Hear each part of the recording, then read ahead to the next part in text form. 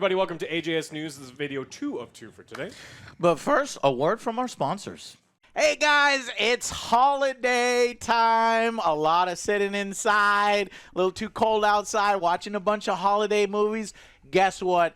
Get full access to the holiday movies with Surfshark VPN. Alex, tell them why. Well, there's a lot of price discrimination that happens on the internet. It's based on like where you are living. So you can actually check out this information right here, and you can see how bad it is. Set your VPN to a different place and get 50% off on a lot of stuff. Yeah, you could also just sign up and share with your friends and family, unlimited. That's our favorite part. Yes. Unlimited. Share with any of your friends or family. You're going to be the most popular on the block.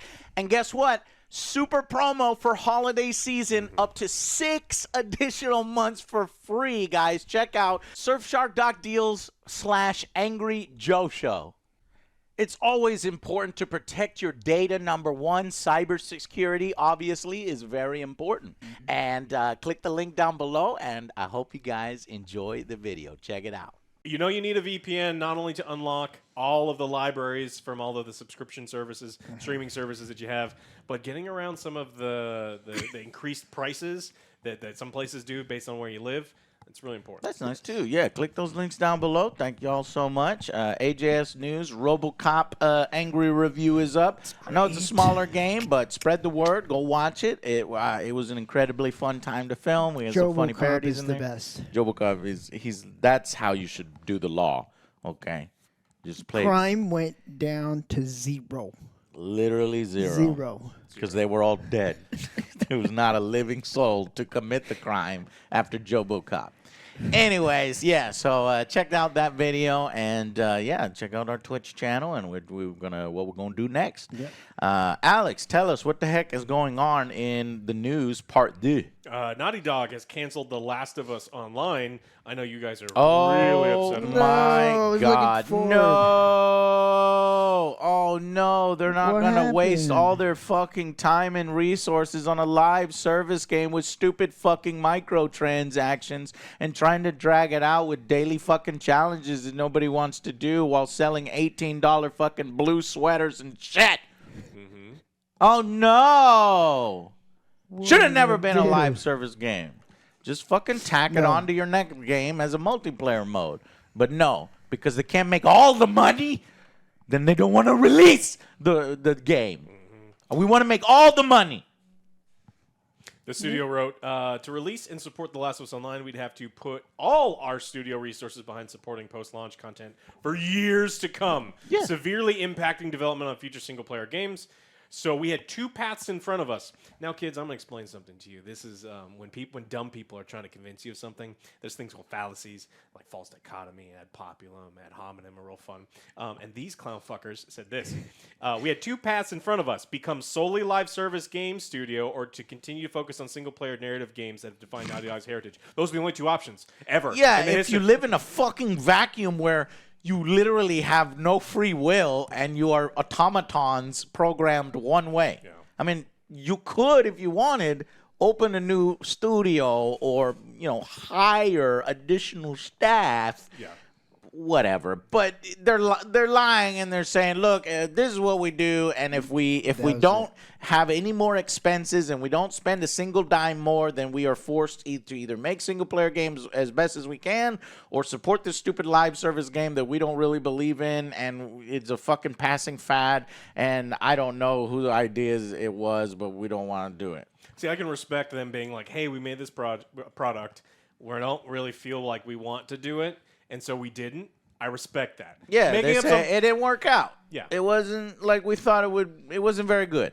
But making up some bullshit. There's only 2 options in the entire universe, and it's either do this and only this for till the end of time, or program Abby. But knowing the core, it's true in their fucking mindset because the CEO is like, I'm not paying a dime more. So in this scenario, we either release this thing and focus on it, or we don't, and we get freed up to make other single-player titles. So that was the right decision. It was the right decision ultimately. I'm not going to fault them. I know that there's people out there, there's like, Facebook groups and fans that are like, oh, no, just release it. I mean, I get it. I think that they should release it on the next single-player experience as the multiplayer version too. They don't need to be live service. That's what I'm saying. It's like we had a little taste of the multiplayer in Factions, the first one, a long time ago. Then just do that shit. They said they're going to take all. They said it's not a complete loss. They're going to take the technology and the things that they've learned and put it towards future things. So I think that you're. Yeah, but that's every game. Yeah, every developer can say that. Yeah. Activision Blizzard has settled a historic sexual harassment suit. $54 million currently in payouts, and has set aside another $47 million for impacted employees. Blizzard wasn't the super spicy of the Riot was the one where the guy was farting in people's mouths and stuff. I want to bring that up every time I can because that guy still works there. He would fart in his hand, and then he would Waft it in your face. And The if you were cupcake? yeah, it's called cupcake. Yeah. So. Joe, you cupcaking people? No. You know me, I fucking hate when people just fart in public that's true. around me. Yeah, Joe does not fart in public. I don't fart in public. We Go to the allow this bathroom. and we All right, go to the criticize it. bathroom. Go Go to the bathroom to fart. And the reason why we've done this is because we're friends with Devin. Oh, God, he's the worst. He's the worst. We have become, we become very, Excuse very yourself. angry over leave this. the room. Yeah. No, he doesn't. He No. don't win everyone. Okay.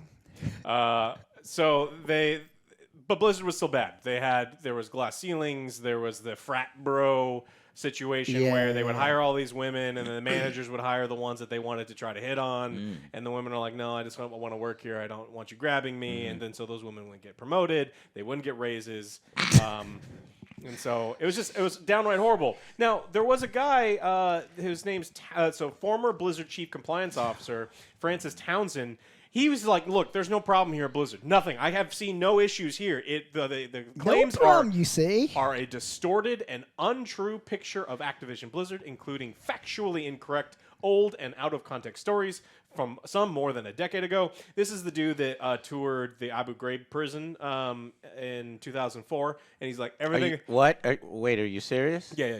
He was notable for having toured the United States' infamous Abu Ghraib torture prison in 2004 while he worked for the White House, and he's like everything there was cool. I saw nothing wrong. Yeah, his they get- judgment is very. Activision gets that guy. Yeah. Hey, Everything's fine. He just walks around He's like the this. everything's fine guy. I don't see Okay, any problems. Everything's fine.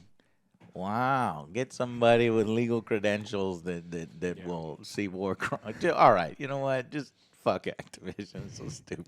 They're like, what? What's the problem? There's no problem. Kathy, she's executive. Everybody grabbed her breasts, and now she's making money. What's wrong? What's that? She No didn't want a butt problem. grab. She wouldn't have had a butt. Yeah, and then she's like, you know, and then there are people that will just defend their jobs. You know, it's like, well, I didn't see it, didn't happen, and so, you know, Never happened to it's me. never happened to me, so it's never happened to anybody. And, Yep. yeah, all right, whatever. So this is not the first. There was a settled sexual harassment lawsuit. Cost them $18 million. This is one that we thought they were going to have to pay hundreds of millions of dollars, and it didn't happen. So the Equal Employment Opportunity Commission, they fined them $18 million. In February 2023, Activision paid a $35 million fine to the SEC to settle charges that the company broke whistleblower protections. Yeah. So this is the other problem with the sexual harassment, right? If you, as a dude who is not a piece of shit, and you're like, everyone in that department keeps harassing Kathy, but I know that if I complain to somebody, I get fired and blackballed from this. Right, so I ain't gonna say shit And so because I need to eat tomorrow. Yeah. And so for that, because they weren't protecting whistleblowers, they got fined $35 million. And so this is who Microsoft just paid a whole lot of money for. So. Yeah, I don't know if they come in there and try to change the company culture or if they just sweep it under the rug. I don't know. Well, yeah. So J. Allen Brack he left the company. A bunch of people at the top who probably weren't directly responsible, but probably helped cover up knew it and didn't do anything about it, or have left the company. They hired some lady to be in charge of like their diversity and inclusion. She left the company and said that they're all pieces of shit. So it's like they've got some issues. Well, hopefully things get better over there because you want your workers to feel safe, fucking be happy, create the badass games that we love, and let's do that. Okay, Activision, let's do that maybe. Can we maybe do that? Best I can do is Diablo Immortals 2. Best I could do. Plus one butt grab. Yeah. Just one. Here's a free copy. He's like, I don't want it. Yeah. Take it. All right. E3 is officially dead.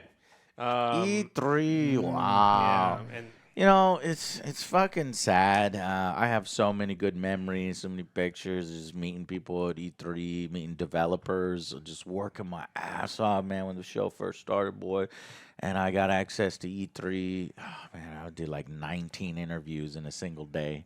Like, I was fucking hustling, dude, sweating, and my fucking jacket, I must have been just a mess. And it was fun. It was really, really fun. And I was there when it was just press, and then they opened it up to, more people that could go. Oh, man, that was a nightmare. You couldn't get into the halls. So I had to go on the second floor, and I was running on the second floor.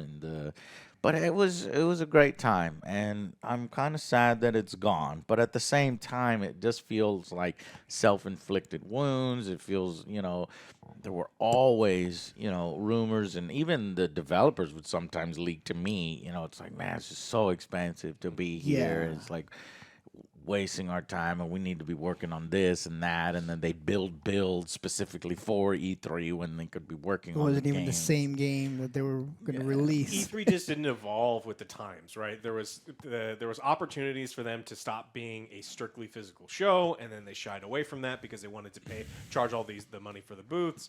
So, I mean, this article is great. It talks a lot of different developers talking about how pretty much mimicking the same thing that you said. It's like, look, it had its faults, but it was really charming. I want to read this one because this one kind of, I could not have said it any better. E3 had its problems, but at least the ESA didn't materialize as a single man who'd rather be talking to Muppets and celebrities on stage than the games they're supposedly here to promote and celebrate, according to Catherine Castle of Rock, Paper, Shotgun. God damn, they took a fucking shot at Jeff. That shot's fired. Now, at I didn't Jeff. get to watch it What? with That's- you, Damn. but like the Wait, Game Awards this year gets a big fucking F. It gets a 1 out of 10. Fuck. I fucking told y'all. Like I don't know why our audience suddenly was like, well, Joe and Alex would have loved all these games. And would have said, I was like, bro, I've been with them 12 years. They would have said the exact same thing we did. We went easy on it, frankly. I think we gave it like a 6 or a 5.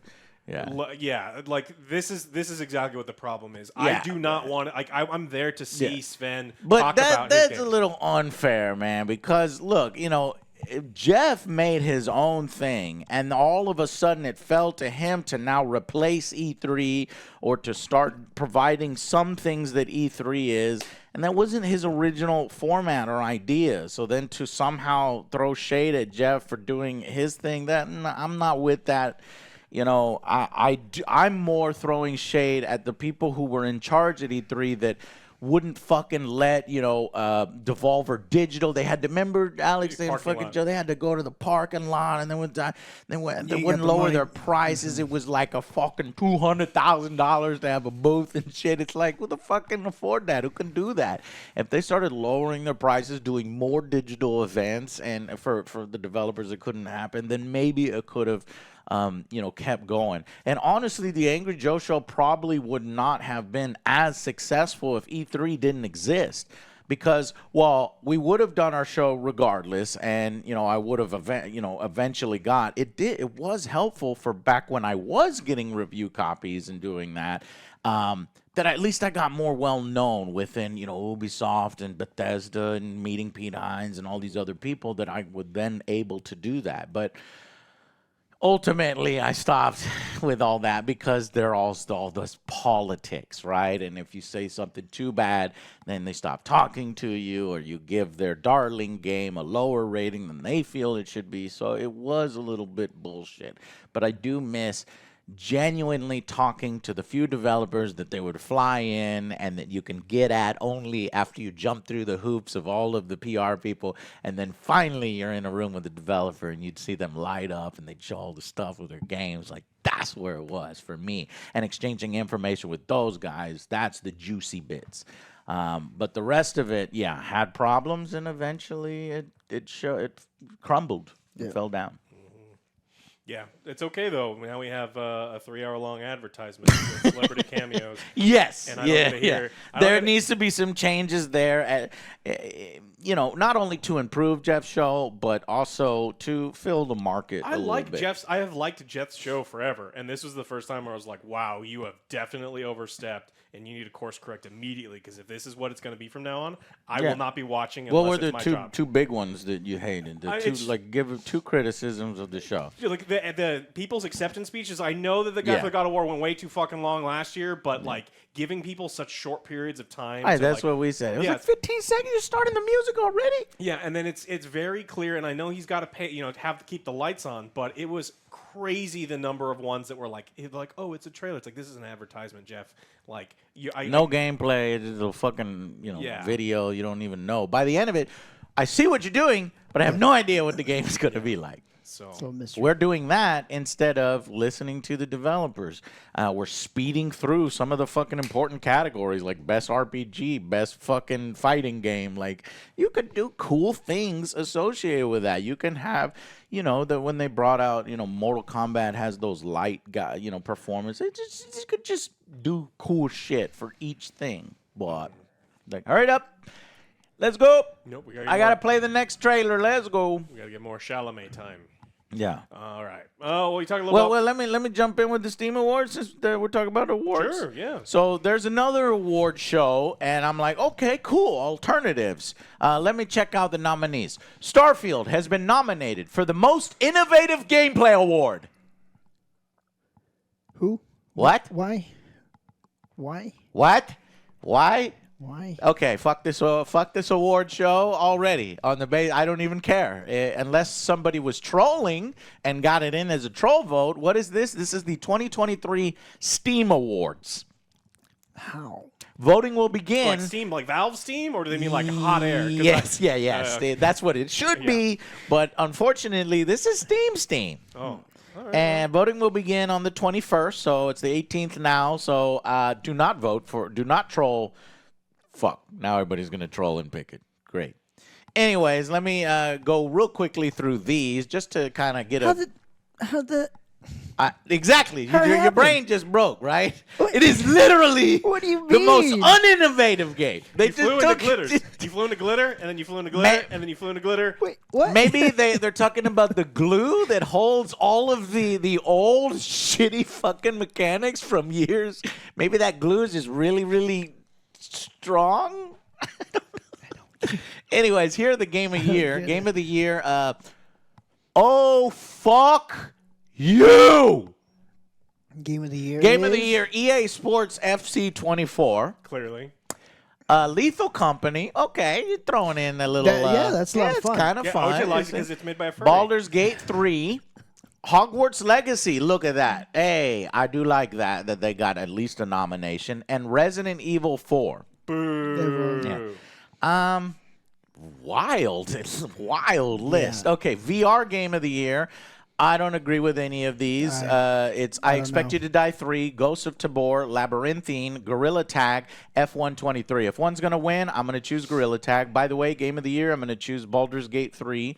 But right there, the one that should be Asgard's Wrath on MetaQuest, it's like a 10 out of 10. It comes with the MetaQuest 3 and is shattering, records. Did it come out in time? Because that came out in December, but you're right. It probably didn't come out in time for this selection, and I hate that, man. You got to give them time.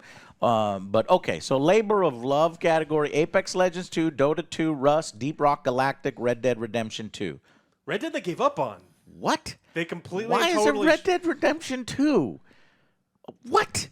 Okay, for here I would pick Deep Rock Galactic. Who's making these choices? Yeah. I don't know. Best game on Steam Deck: Outlast Trials, Hogwarts Legacy, Dredge, Diablo 4, or Brotato.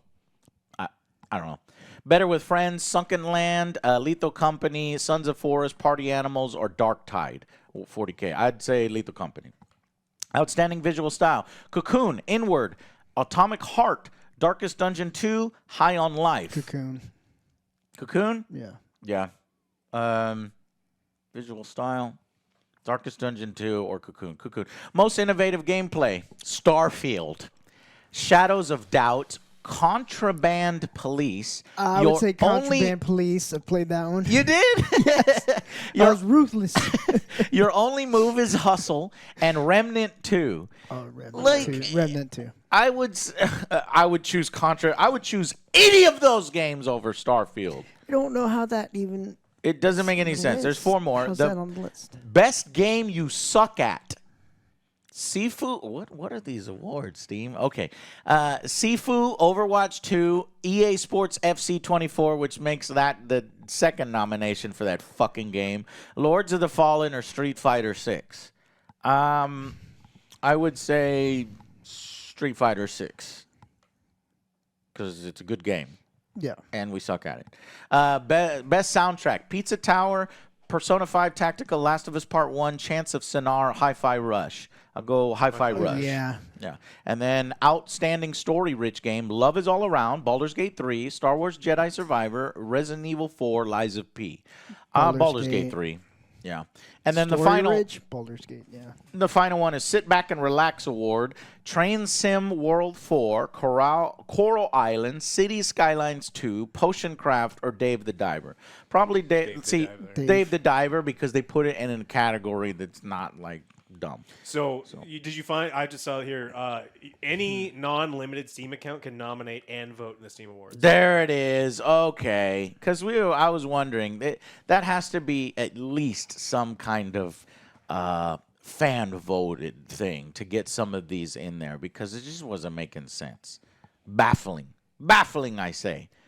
But even with fan voting, how do some of those games have a big enough fan base to I force see the it big in? fan base in FC, but that should not be Game of the Year. Oh yeah. Yeah. But Are nominated for game of the year. Yeah, No, it's like, fuck come off. on, you do that every year. but It's the same game every year. no, Slight tweaks. What was the FC game last year?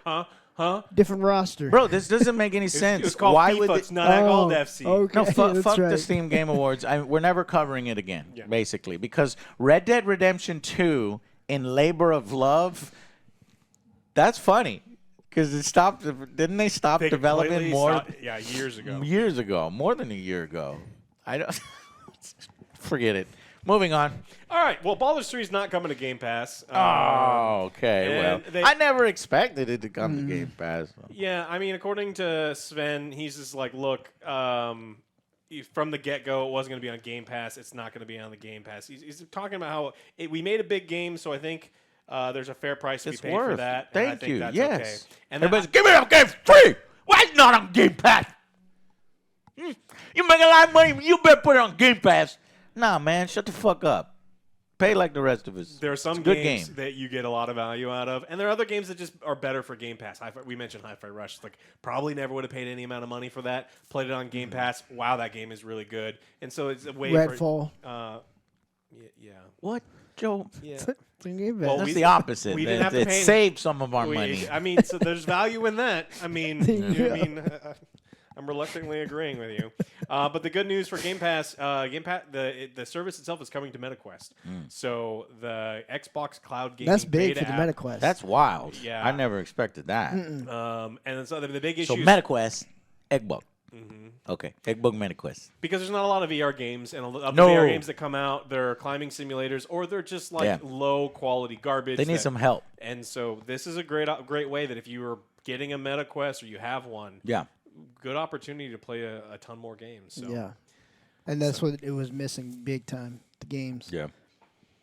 So, of course, games available to play. We got Starfield will be available. You play on, so that'll be cool. Well, it's That's most also innovative. Game Pass, yeah. so. It's the most innovative, yeah.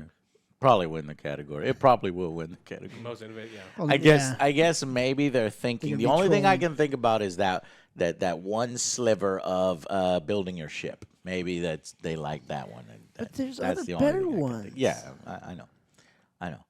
That game should not win Anything. anywhere near that. Anything. Most disappointing game of the year. I can see Not even. 10 years Not from now, even. comeback game, Labor of Love, maybe, but Hell No, no. then no. I think that thing is so broken. No. Modders. Nobody wants to. It's so boring. Yeah. The normal gameplay loop is broken. I don't think that'll turn into a No Man's Sky where it's actually good now, years later. Anyways, Hasbro has laid off 1,100 people, mainly holy shit. hitting D&D. So it's Wizards of the Coast. So D&D and Magic the Gathering. What about the toys? This is bad news. Santa needs help. Dude, they ain't no fucking toys. 11. Oh, that's gonna affect the toys.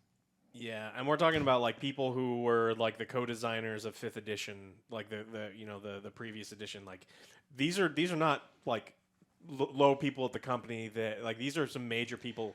But I thought they're doing. I guess Hasbro's not doing well. Hasbro itself is not doing well, but Wizards of the Coast is doing fantastic. So Chris Cox, COCKS, who gets paid $10 million. His salary is $1.5 million, but they gave himself a $9 million bonus this year. Cox. That's what y'all get for making fun of me my whole life. My last name is Cox. Now I make $9 million. Go fuck yourself. So during the investor meeting in October, Cox noted that both Magic the Gathering and D&D were having record years, stating that Wizards of the Coast and digital games revenue has increased 40%. And so everything's going great for them. Yeah, so let's fire everybody. Let's fire everyone. And so the reason that they're doing all of this stuff is because Hasbro is on fucking fire. Yeah. No one wants to buy any of their garbage. Transformers suck. Toys, yeah. And the My Little So Pony toys suck. are not Joe's doing gonna be- well because kids don't buy G.I. toys Joe, no right? more. They buy iPads. G.I. Joe 2? Or no? Hasbro's G.I. Joe, yeah. Yeah, because they got the movie maybe coming out. Yeah. So 1,100 people had to go, and they're talking about it's like we had to pull this lever for the health of Hasbro, and we're going to gut the companies that are making us all the money. Cool, thanks. Now, if you are if you like things like D&D and Magic Gathering, which I do and used to, it's not looking good because they're cutting all the head designers away. It means they're going to squeeze more money out of these franchises that honestly they've been squeezing really hard the last couple of years. Like I don't. And now you're losing the talent behind them and probably forcing underlings who are unprepared for these new roles, getting paid less to come up with the same creative energy that those old guys were. Pathfinder is kicking ass, and then you get a lot of these the old fuddy-duddies like me. I quit playing Magic. I sold all my shit. I'm not interested in Magic the Gathering anymore, and I'm not the only one in my friend group that are like that. And so it's because they keep squeezing money out. Like there's a Fallout tie-in that's coming out, and then like they're just doing Doctor Who and Jurassic Park. Every couple months we're gonna get a Marvel one. It's like I don't want to play games when it's like the T-Rex from Jurassic Park. Yeah, eating a Time it's Lord, like Magic has become Fortnite. Yeah, and so it's like not something that I'm necessarily into. So I'm worried that Hasbro is going to continue squeezing money out of these things. We know that they're trying to do shitty things with D&D as well because we talked about the the open gaming. They license. had to back off of that one. They had to, but what Pathfinder is doing, their biggest competitor, is they have their Orc gaming license, and Pathfinder's looking good. Some of these other things are looking good. So it feels like it's a wet bar of soap, and the tighter that Hasbro squeezes, you can only squeeze so hard before that soap goes away, and then they just lose the only division of their company that was making money. It's so bad that again, Sven, the CEO of Larian, said that there's almost nobody left talking about the D&D team that he worked with originally to make Baldur's Gate 3. All of those people were fired. So yeah, if you are the new Larian Studios and you want to work on something with Hasbro, like you're kind of fucked right now, and things are probably a much harder path to get it done. That's sad, man. Sad to see, Hasbro once, great company now falling apart and clutching to whatever they can. Death throes is what it feels like. All right, that's what I got for this one. You have. Yeah, some GW speaking stuff. of fucking up their business, Creative Assembly has now officially apologized. We're sorry. Well, this one does seem a little sincere, especially when they back it up with partial refunds. What? I did not expect that. Yes, partial refunds for Total War Pharaoh. Like a lot of people were upset. Full price game felt more like, one of those Add-on. not necessarily an add-on, but $30 a side experience, a more focused, and they were trying to charge the grand epic strategy price for something that was a little more focused.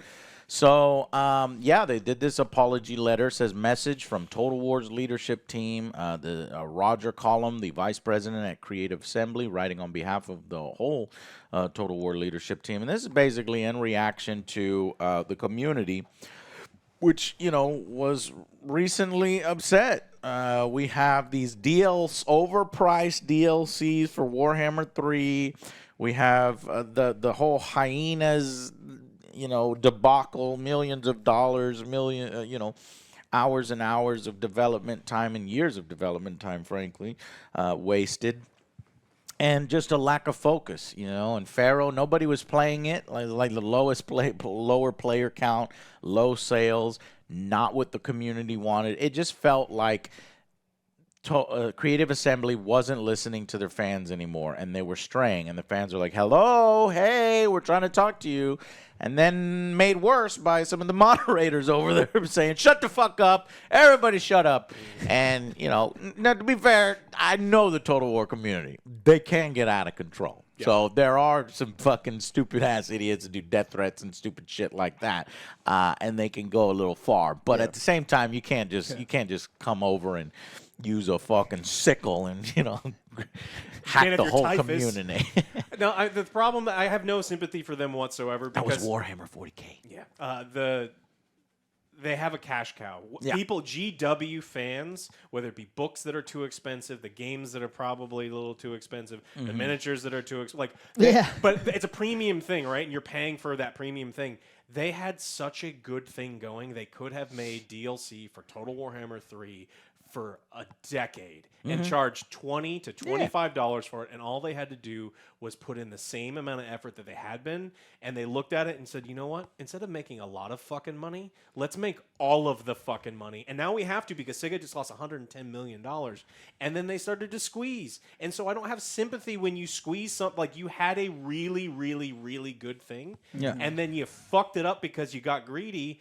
And it's like, look, good on you. You're gonna do a lot of things. They specifically talk about all of their DLCs, and like they're gonna fix some of the things. They're gonna add free content. They're gonna add content to make it more valuable because we overcharged you. Yeah, so there's gonna be an update in 2024 to the Shadows of Change, which people overpaid. I feel like that should be the bare minimum, though. That to me is not necessarily an apology. It's like, yeah, it should have had more content in the beginning and not be overcharged for. Yeah. This feels like we made a decision. We got caught with our hand in the cookie jar. All I have to do is apologize and do the work I should have done in the first place. Well, at least they're doing it. At least they're addressing it. At least they're saying sorry. At least they're issuing partial refunds to Total War. Normally, I would say this is completely disingenuous if they're like, we're sorry, we hear your feedback, would change going forward, but they do none of that other stuff. Then I'm like, nah, you're fucking lying. I did not expect at all. Well, after this, we'll see what happens, though. Yeah. True. The partial refunds thing is like, that's crazy. I never would have expected. So that seems like going, but I would never have. So that price, just so you know how much Total War Pharaoh is dropping, it's dropping a whole $20. So it was selling for $60, and now it's dropping by $20 to $40. So anyone who bought it, listen to me. Anybody who bought it for the higher price, you can claim a partial refund. You can do it through Steam. Actually, you'll get automatic credit in your Steam wallet in the next few days. So I was like, because you would have to remember to do it. That would suck.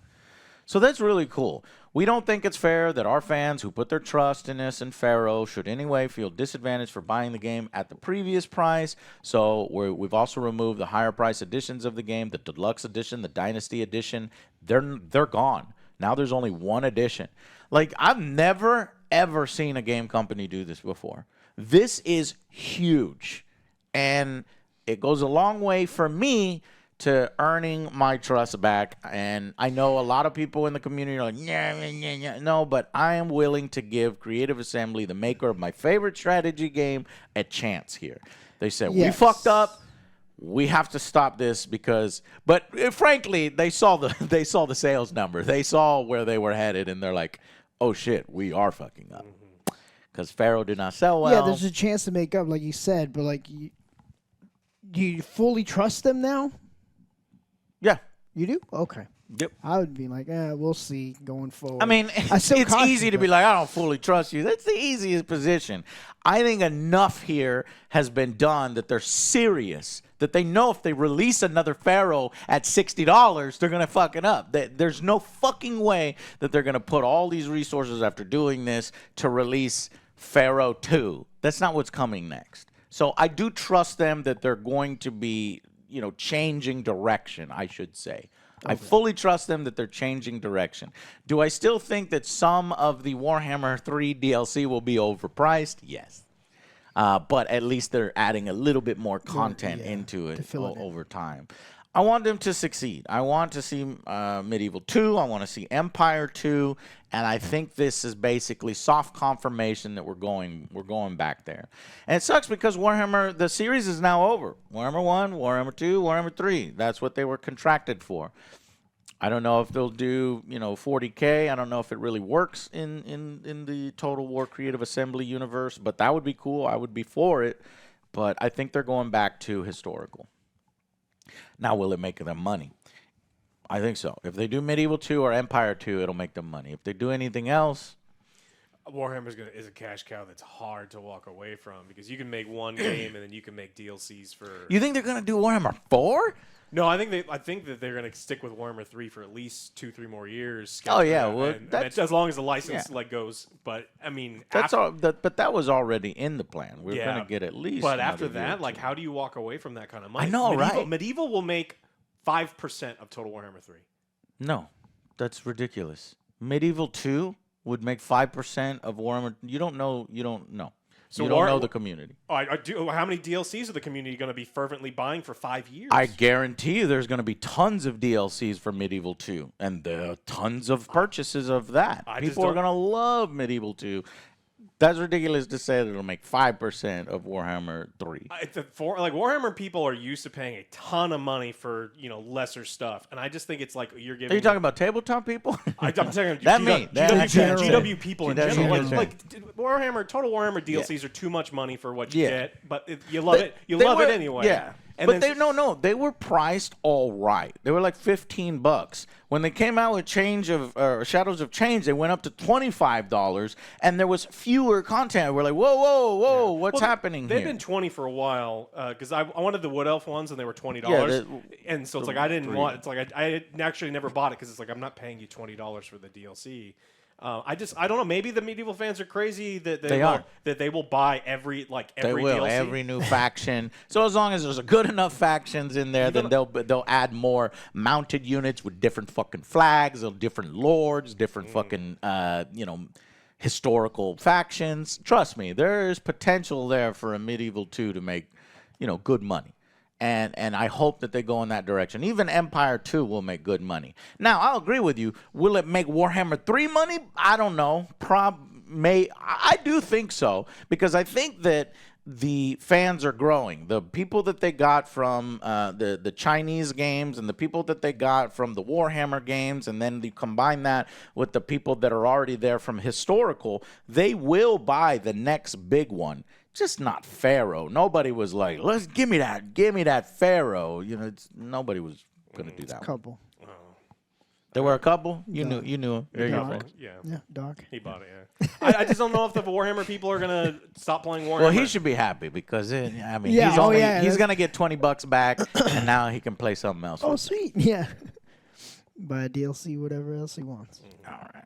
Yeah, so I do. Ultimately, it's a good story. Ultimately, I will praise them and champion this move because you'll never see Activision do this. You'll never see EA do this. You'll never see Fantastic, do this, even though they were forced to refund everybody. So technically, they did do it. But I'm hopeful for the future, and they know. Here's the thing. This community is rabid, and they were forced to do this. And in part because the community said, no, fuck you guys. Stop this shit. If they continue to do it, it's not like the community is going to go, oh, okay, we're good now. No, they're gonna get. They know they can move you. They're gonna go even harder. There are other medieval strategy games that exist, and so it's like you can't. There's always options. Yeah, it's like you can lose a large portion of your customer base. It's not like Warhammer where you're the only game in town. It's like we can find another one where dudes on horses. So. We again apologize for the missteps we've made. The mistakes of Total War are a shared responsibility by all leaders of the franchise.